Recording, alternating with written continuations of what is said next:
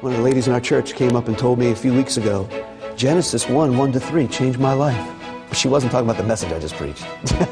She says, you know, I was going through such turmoil. There's times I thought that I was saved, and I don't think I really was. I was in distress. I was in despair, even of life. And then she said, I believe God really saved me. And the first place that I opened up was Genesis chapter 1, and I read verses 1, 2, and 3. And this was her testimony. She says, you know, I knew that I wasn't in control, but I know who is.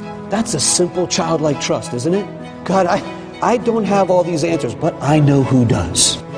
I can't explain the gravity of this loss, of this situation, of this hardship, of this brokenness, but God, I know who can. Trust Him. And can I tell you more? The Word of God says the greatest commandment is to love God with all your heart, mind, soul, and strength. And He's showing you how worthy He is of your love.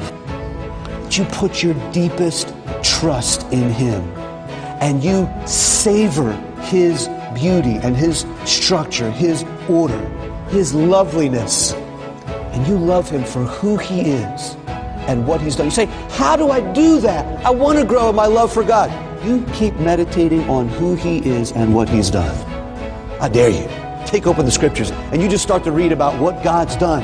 Let Him fill your heart with this truth. Try. It's hard, isn't it? To block out noise and distraction and responsibilities and just say, God, let me just focus for a moment on who you are and what you've done. I mean, the book of Revelation says that there's worship going on for the one who created all things, and by your will they exist and were created. And that's why there's this offering of constant praise and glory and honor and power and strength and majesty to God. You can have that worship service in your own heart.